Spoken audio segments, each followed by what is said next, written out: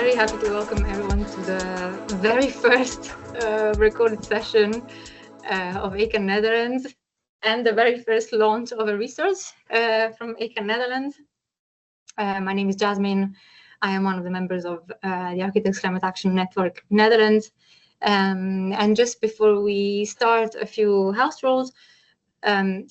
We aim to record every session that we will do online and hybrid because we want to make all of our sessions open source and live in perpetuity so we could look back upon them.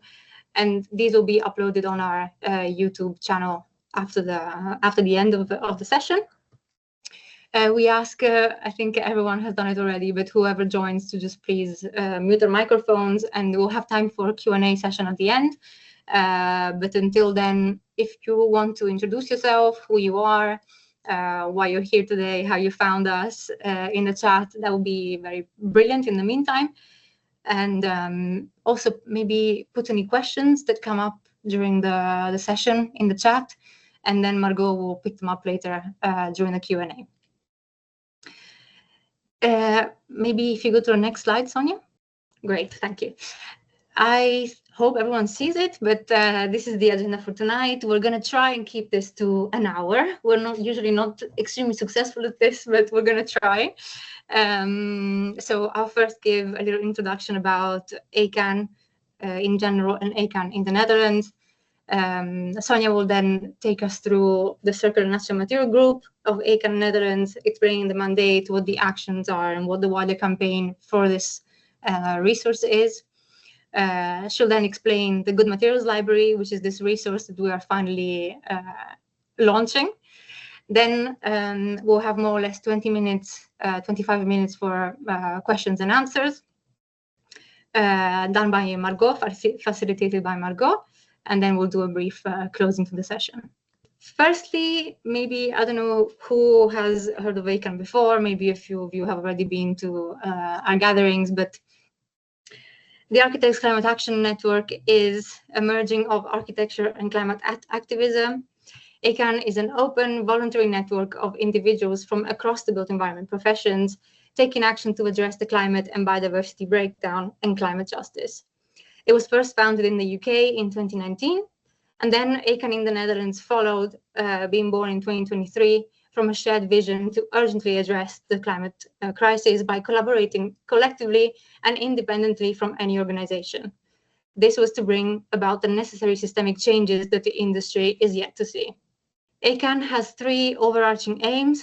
The first one is decarbonize now. Second one is ecological regeneration. And the last one, maybe the most important one, is cultural transformation. If you want to learn more about the mission and read a bit more in detail our values and the aims, you can head, until we have our own website, to the ACAN UK website that you see at the bottom of this slide. Briefly, tonight's resource that we're launching is a part of our Circular Natural Materials Group. So ACAN Netherlands has 4 thematic groups that were shaped through various assemblies after the launch that we had last September. And in that QR code, if you want, you can sort of like join the groups, join our WhatsApp community, which is where we sort of have the main communication and we organize. But this resource is part of the Circular Natural Materials Group. And now for the second part of the session, I'll pass on to Sonia, which will tell you more about the campaign and this group specifically. Thank you, Jasmine. My name is Sonia. I'm an architect and also an expert in sustainability at CPZ, but I'm also a member of ACAN, which is even more important. And I'm one of the coordinators of the Circular Natural Material Group. This is a small snippet of our mandate. So in short, the Circular Natural Material Group is dedicated to driving an industry-wide transition to make mass adaptations for the circular natural building materials. This shift is crucial for reducing the embodied carbon, fostering ecological regeneration, and enhancing human health and well-being. Our aim is to create an actionable pathway for architects, builders, homeowners, and policymakers to embrace the sustainable materials that benefit both people and our planet. Our aims are to educate and empower the key stakeholders in this. So this includes architects, builders, clients, policymakers, homeowners, individuals. It is also to support and develop a knowledge base that highlights the benefits and the practical application of natural materials, and to advocate for systemic change that incentivizes the use of sustainable materials. The way we do that is, of course, through different actions. So by organizing and connecting people, taking direct action, campaigning and lobbying for new policy, exposing good and bad practices, producing and disseminating knowledge to be implemented in practice. And just to be clear, we do not seek to reinvent the wheel, but we actively seek to collaborate with existing initiatives and campaigns and lean on our collective power for change.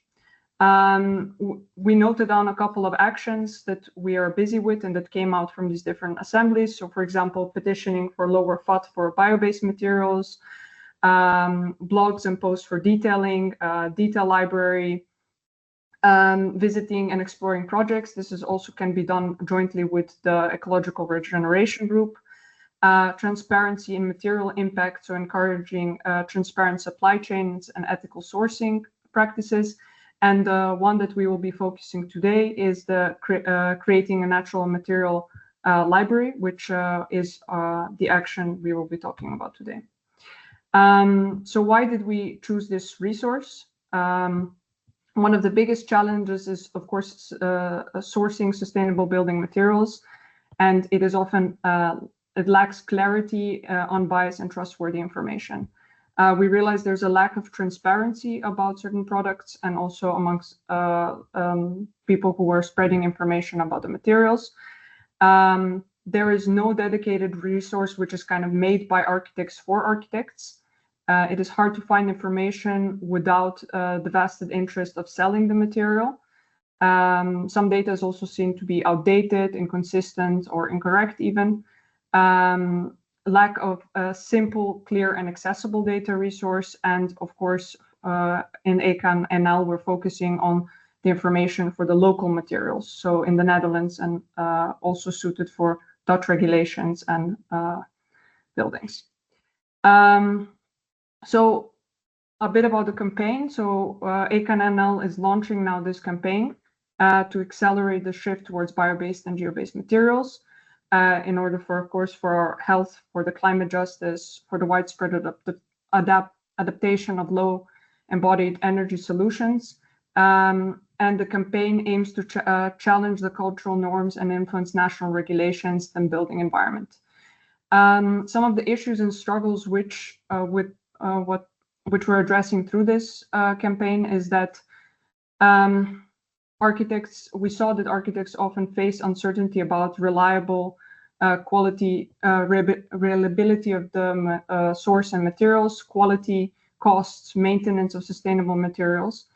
There's a lot of flood of greenwashing claims, and it's sometimes overwhelming, sometimes conflicting and confusing information. There's also this culture of competition amongst offices, and of course, knowledge sharing is then more difficult. So in a way, people keep this information to themselves. The professionals are in that way taught to guard the information rather than share the mistakes and learnings openly.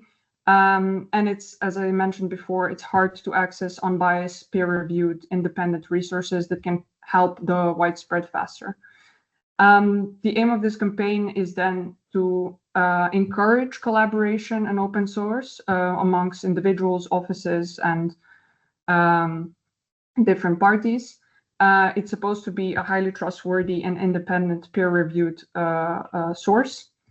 This is also where we can share practical advice from other architects on how to use and apply successfully circular and natural materials, and also the lessons we learned from that. Encourage architects and professionals to share knowledge, results, lessons learned, even if it's bad. We also aim to reject the secrecy in practice and promote transparency to speed up the transition towards the use of sustainable materials. And of course, to foster community where collaboration is actually encouraged amongst each other. A bit about the resource. For some of you, you might have already seen. The Good Materials Library is a very simple resource. We have different categories of materials. So as you can see on the right-hand side, from timber, earth, minerals, natural, stone, and then in red, it's a traffic light system. So you can see in orange, in green, and red. And these are then divided per category like that. So if we zoom in, you can see what is the information which is available per product. It is also categorized based on the Dutch standards of application, the type of materiality, the category, so if it's bio-based or reused, or it's mixed, if it's geo-based, the simple name and description of the material, the manufacturer, which is most that this person had experience with and added the material, link, country of production, and level of satisfaction of the use of the material, and additional remarks. This is further zoom in for the different categories. So now, how is this library managed, and how can you add data to it? Basically, the idea is that you can add the material into the database through a survey. There are two surveys. The first survey is adding the material, and the second one is if the material is already in the database, that you can provide your experience with it. In the first survey, it is quite simple. It is what you saw already. So it is the name, the type of application, type of material, category, country of production, and the link to the website, and your experience to it. And by scanning this QR code, it takes 5 to 10 minutes to fill out this survey. We encourage also individuals who have direct experience with the materials to add it to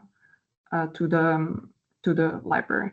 And for the second survey, if you already see the material that is in the library, then you can add your experience with it. So these are the information we found important to use. So where has it been applied? Because also there's influence, of course, in the Netherlands that you have different climates, and type of project. So if it was a school or residential building, scale is also very important.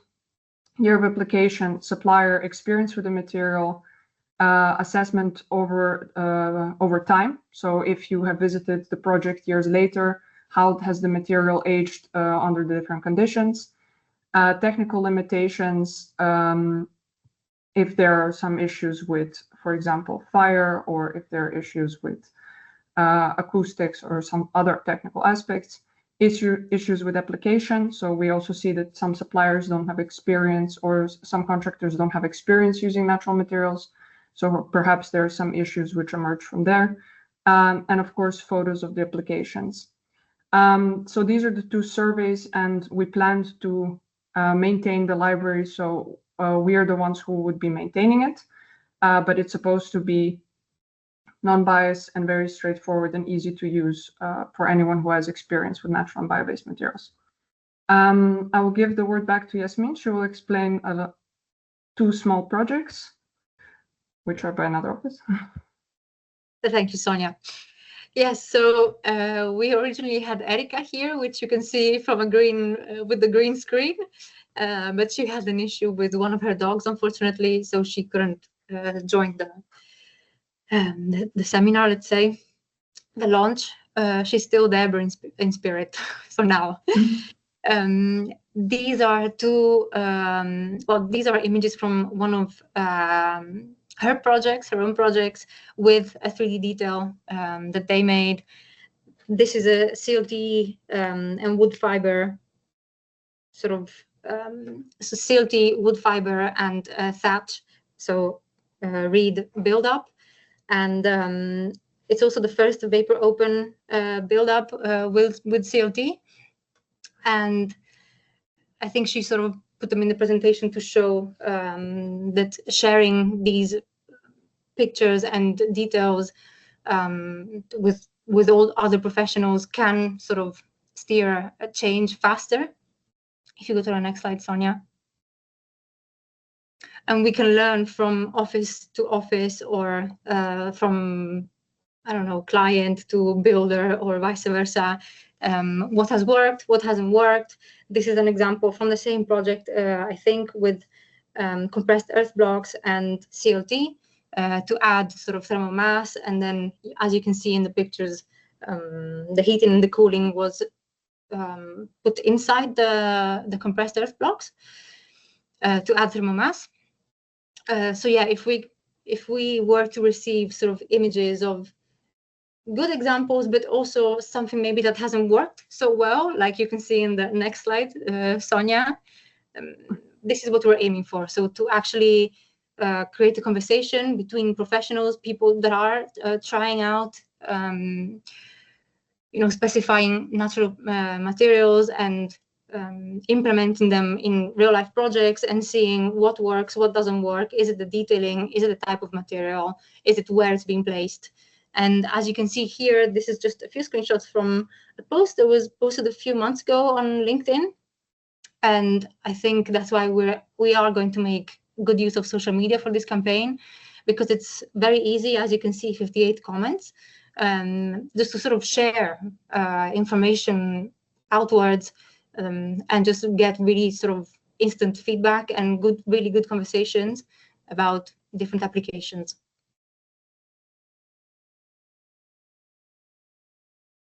Yeah, this is in a way the 10 steps which we followed for this campaign. And this is for most of our actions, we actually do it in this way. And we are now at basically past the social media campaign, which I showed the 3 slides. And now we're doing the launch. After that, we will have, as mentioned, the source is now public, which means that people can use it and give feedback on it as well.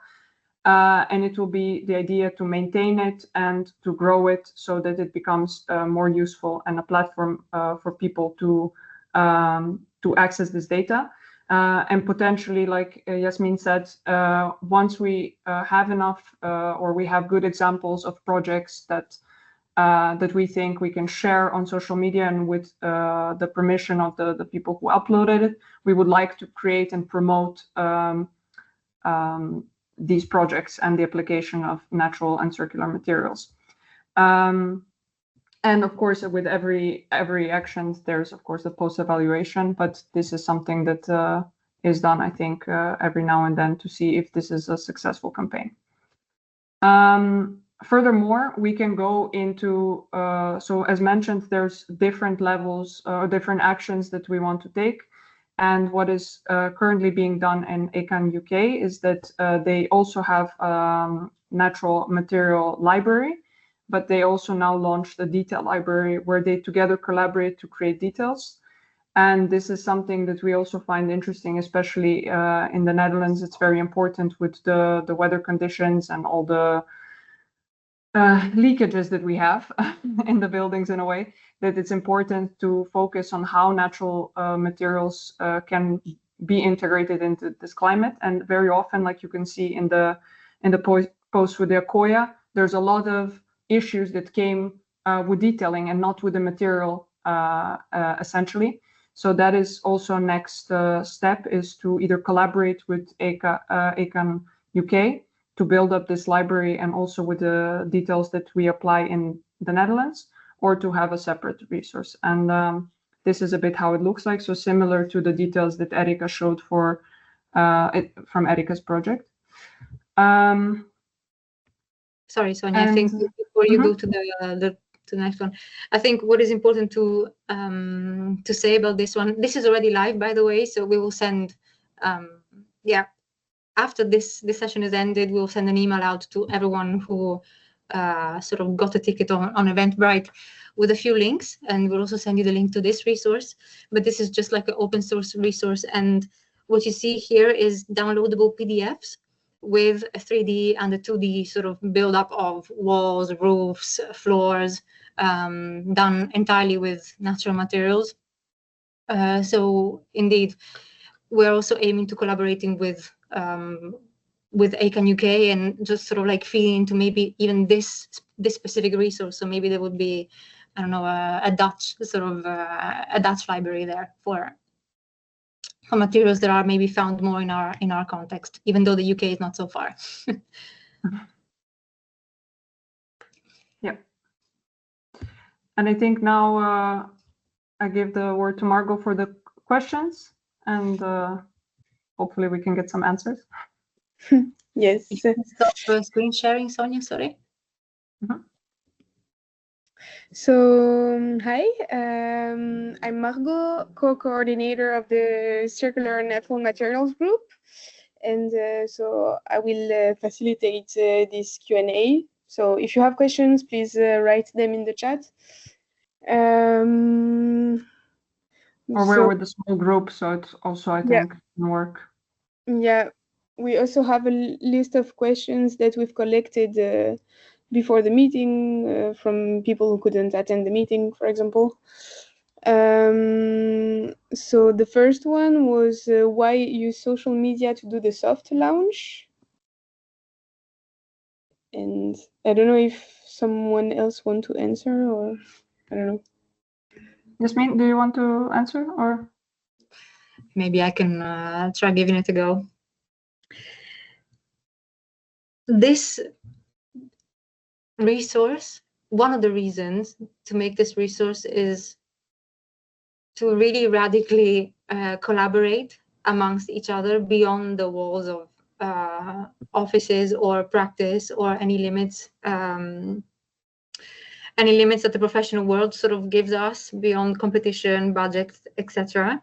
And we do find that social media nowadays is a great way, as we were saying before, to sort of get instant feedback. And it's very easy for people to sort of share pictures, comments, sort of likes, dislikes. So we thought that by soft launching, and then also what we will do, I think, in the next months and the sort of the coming period, is to post this resource through our channels. But I hope that people can also just sort of like save the link and pin it on their Google search or Ecosia search in the top bar, so they can have it. But we find that yeah, it's a very easy way to, and also very transparent way of also getting feedback, because sometimes this works in a good way and a bad way. People on social media can also be quite direct. So I mean, in this instance, it kind of helps. Yeah, but you can also see, like, from the posts that the example we showed from LinkedIn, I think that's also a nice one, because it took a lot of filtering through the comments to actually see what the actual issue was with the material. That's also the danger of it. There was a lot of comments which had nothing to do with the actual application of Accoya or with the material itself, but rather the detailing of it. And I think it took me between 5 and 10 minutes to filter through all of the information to find, okay, this is the real reason where it went wrong. So it can be like you open it up, I think, because then it's open for discussion, but you can have you have to have patience, or at least you have to dig quite a bit in order to find why it is what is correct, or what is the reasoning behind it. Yeah, I agree. And I think the fact that we have these two columns that sort of ask you to rate the material and then also give a few words about where it's been applied, or did you find the application easy? Did you have challenges? What was the best thing about using it, or what was the worst thing that you faced, or that the client faced maybe when it was there, is extremely valuable. And we don't do that enough. We don't really have platforms where we can share so freely as individuals and not as practices again, and without any bias. Because of course, when there are websites out there that can offer information, and of course you do have the manufacturer's website, but as we see it, I mean, it's difficult to find unbiased information about applications, supply chains, anything. Yes, indeed. I see there is a new message. Oh, but okay. No, it's not a question. I don't know if we want to open, if I should read it. Yeah, maybe Or read it out. everybody can read it. But okay. So a while ago, I went to a warehouse in Rotterdam that had innovative recycled materials. Is it still there? Are some of these materials in the database? I also worked on a project in the Netherlands where the client was interested in the charred wood cladding, but it couldn't be insured. I don't know if you know about this warehouse in Rotterdam with innovative. I'm not sure which type of recycled material, so I think a bit more specificity would be nice just to get the idea. And for the charred wood, I think it was indeed, this is one of the technical issues which or the regulations regulatory issues that we have in the Netherlands, and that is that everything is safety comes first. And this is one of the things that rules out bio-based materials often very quick. And it can be that it is not assured or it doesn't have certification. We had a similar problem with using the certain way of overlapping wood from or the bamboo cladding.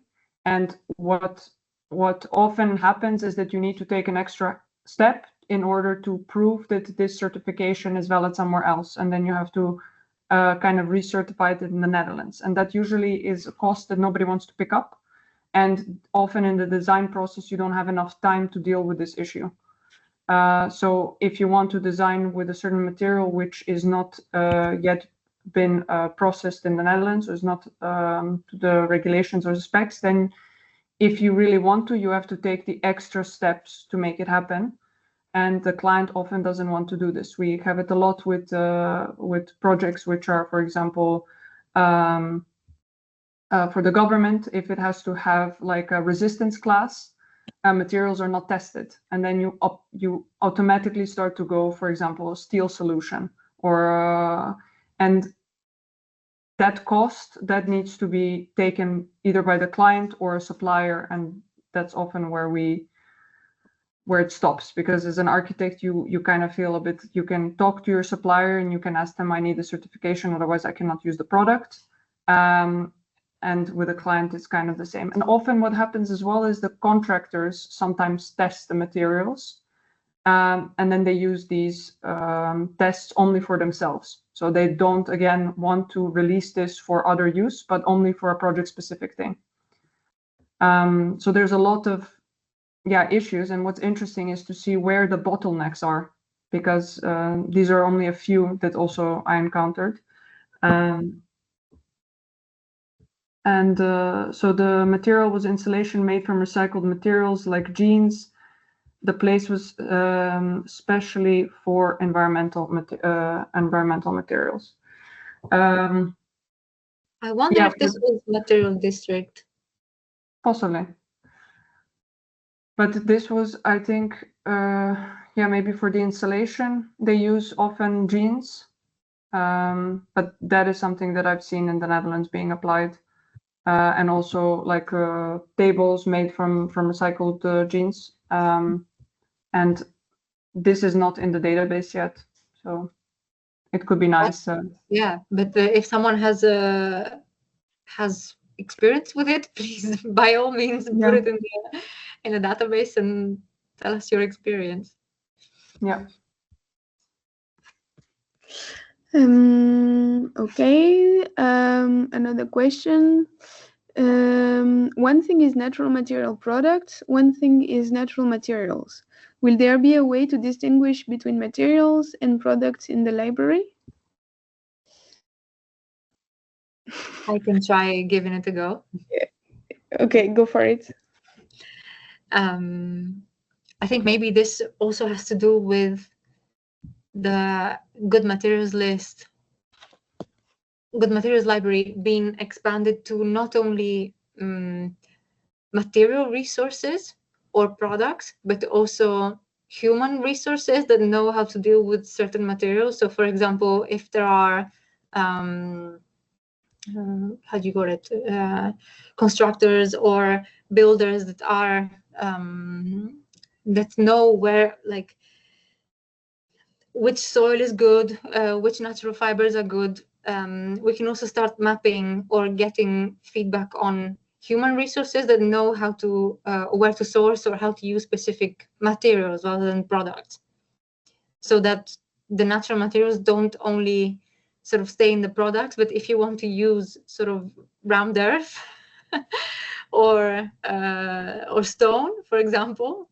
it may well not be a material or a product per se, but it's actually, a material, a raw material, rather than being a product. More and more products are being fabricated, especially with rammed earth, but there are some materials where the products maybe are less interesting and you want to focus on the material itself. Yeah, because you mean, like, because if you go more towards natural materials, it is also, you need people who know how to build it up. It's not necessarily a product. Because, for example, I think a nice example is the Eco Cocoon one, where it is something that I think you can build up yourself, but they've decided to make it into a product and prefabricate it and make it easier, like into modules.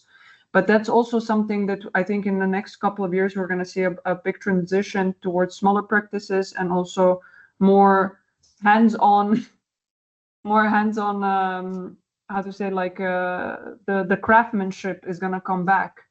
Because I think that's something we also lost, this connection once everything started to be mass produced and things started to become prefabricated and becoming products. You then start to lose this connection with it. And with natural materials, you cannot necessarily do mass production because you have, I guess, limited supply. And it's also with clay painting, for example, that's also different than if you have a plasterboard solution. So I think it's just more hands-on and takes more time, and it's more of a craft. So that's why I think also what is nice in the library is that it's not just about the product website or where you can find the product, but rather who can you contact who has experience building with this material. And that's where I think, there will be some re-education, I think, needed. Yeah, lots. And maybe we should ask some feedback on, because basically when you fill in the surveys, you can decide if to leave your contact details or not. So if you are keen to be contacted to sort of answer some questions or go in a bit more depth, then please do leave your contact details if you're happy to do so, because I'm sure that someone will have questions. I have called up architects' offices plenty times just asking for information, just because I had someone's number or email address. So it's a very good way if we can make a habit of doing so. Yeah. Exactly. Yeah. Thanks. Next one is, how do you plan for this to be reached by a wide audience, and what do you see being the role of this resource in your wider campaign?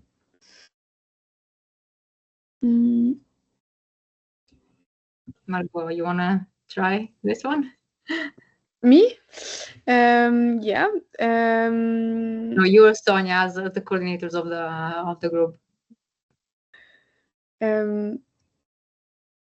I don't know where to start. What's the first part? Yeah.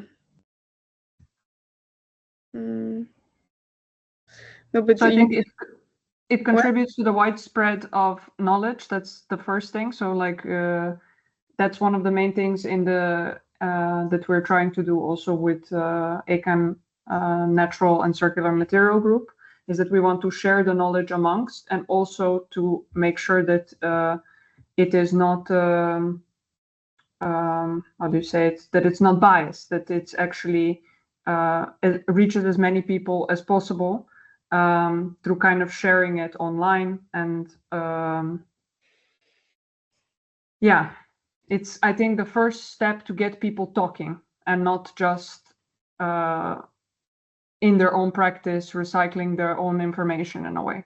So that's, I think, for me, I've used this library at work as well, just to kind of, even just as an inspiration of how to approach materiality, not because I always see it divided into the same old facade, insulation, and this is really making me think about the source.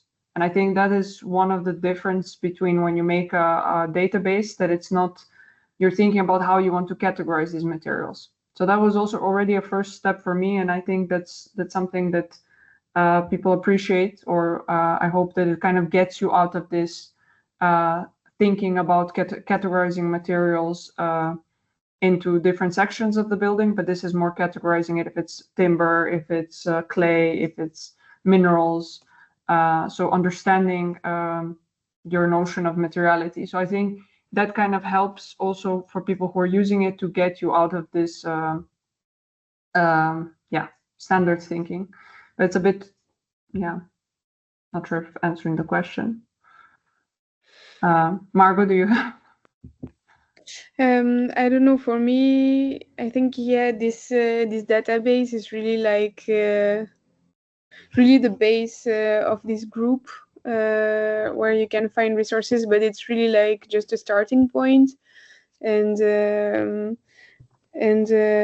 but it's really needed to start to have these information and to share them, and to gather knowledge and reviews from people, and then we will see how it will spread, and which other. I think everything will start from that kind of. But is it also because this idea, one of the actions could also be that we start having more of a blog form where it's more live that you can talk to each other and exchange in a way like we do on LinkedIn and other social media platforms. But this is maybe something that it's a bit less proactive, because there is you put the information in, and then at some point it will be processed and added. But I think this conversational part, maybe that's something that is the next step in this campaign, because that's one of the things that I miss, is that it's just a frozen piece of information, and that communication and collaboration is maybe can be more addressed in a different way. Yeah, I agree, but at the same time, it's not so frozen, because it will be updated, and it will keep growing, and so it's it's something, of course, that we don't speak with each other directly, but it's also not staying as it is forever. So that's also. But we indeed need other ways to speak together and share, collaborate and stuff. Okay. Yeah, absolutely. And if I could just add something to that, the question was, how do you plan for this to be reached by a wider audience, and what do you see the role of this resource in the wider campaign? I mean, when I think about natural materials, I often really look at France and what is happening in France and how that's happened. And I remember very clearly Christina Eichmeyer, which did this amazing research on learning from Paris, it was called, and she went to visit many buildings around Paris, in France actually, done by architects. And she was saying that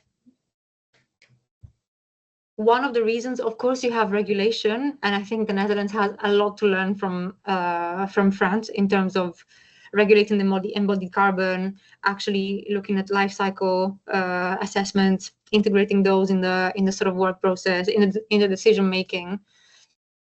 And but also Christina always mentions the network, because if you have lots of people coming together sharing knowledge, that creates the confidence, and people have good examples to share.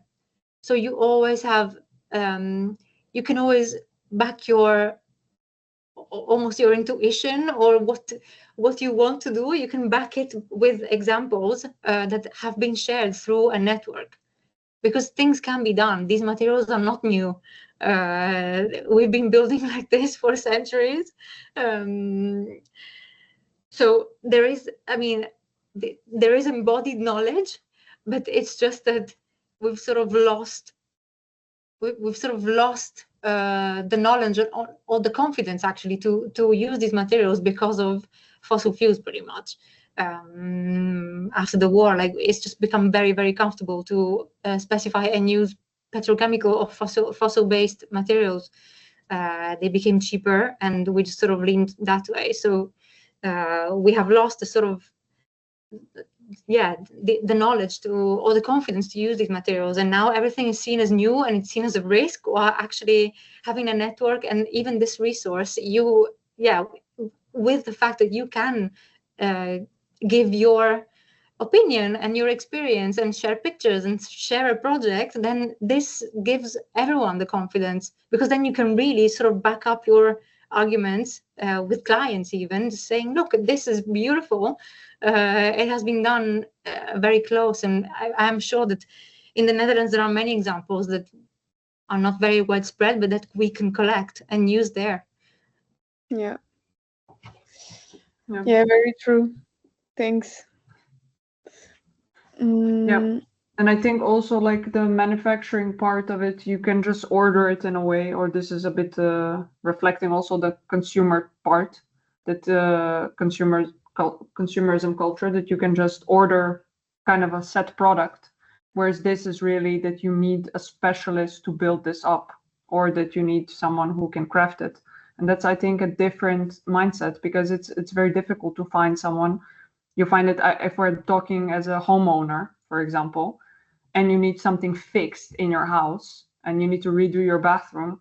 And then you for example, if you want to do it just normally, you can get 3 contractors. But if you want to do it with, I don't know, reused tiles or I don't know, plaster paint, doesn't matter. Like, it suddenly becomes so much more difficult because there's no people who do it anymore. And you yourself, a lot of people do, of course, they do themselves. But it's something that needs to be built up in terms of jobs and in terms of change. Like, if we say that also if we look at in the coming years, we're either not going to build or we're going to build with bio-based materials or reused materials, then suddenly you have to have a lot of people educated to, first of all, renovate, and second of all, use bio-based and reused materials. And that's not right now what is also being taught, not in the quantity that is needed. So that there's a shift needs to happen in education as well, especially there. Yes. Nice, thanks. So we have 10 minutes left. Another question is, why did you decide not to add CO2 and other environmental info in the library? Because it changes. I think we discussed a lot about how technical we want to go into this database and what aspects do we want to show. So if we want to show fire resistance, acoustical properties, CO2 emission, and with the CO2, of course, it depends also on the origin of the material and how it is transported. And if the company suddenly changes the way they produce something and use different type of energy source or different type of method of making it, and that requires a lot of maintenance. And I think at the beginning, we set out the goal to make a very simple and clear database that is not like we're not the ones doing per se research on every aspect of it. but rather encouraging experiences through these materials. So somebody had a good experience with CLT, and maybe 10 years or another person didn't, but it could be that it's for a completely different reason, and that's more interesting. And through that story, you also learn. And somebody can say, okay, I use it in a sea climate, and the other person used it in, I don't know, somewhere where it's a bit more stable and less moisture, and you have a completely different experience. So that's also with regulations, I guess it's depends where you apply the material. So that's something that we didn't want to necessarily tackle all in one library. And that's a research, and the importance of this information should be by the person who is actually looking to apply it. So that's a bit the reason behind what information goes in this database. And also, if you include an EPD, for example, that expires every 5 years. So then again, we would have to update it.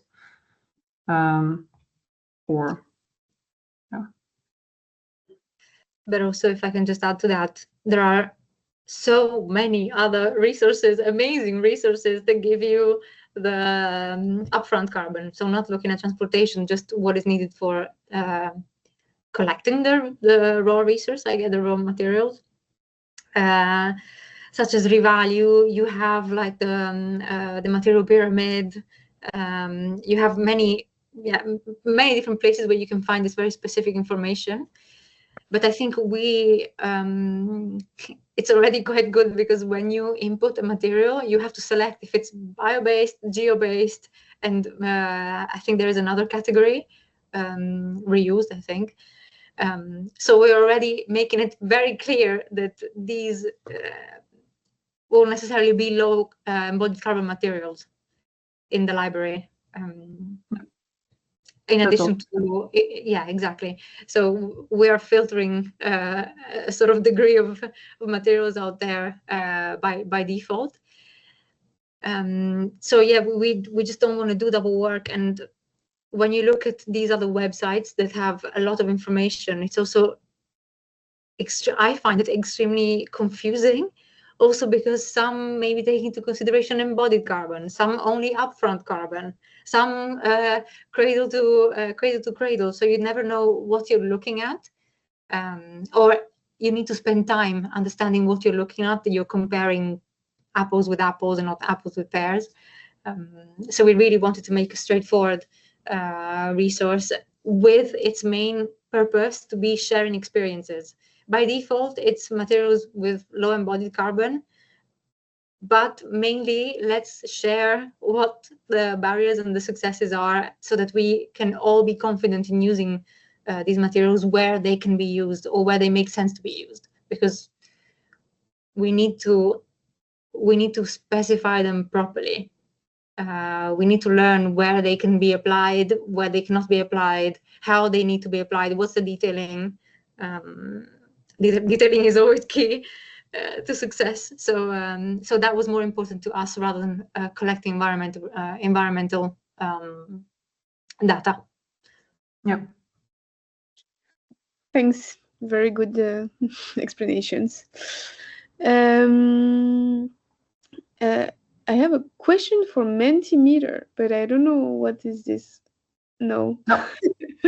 Okay.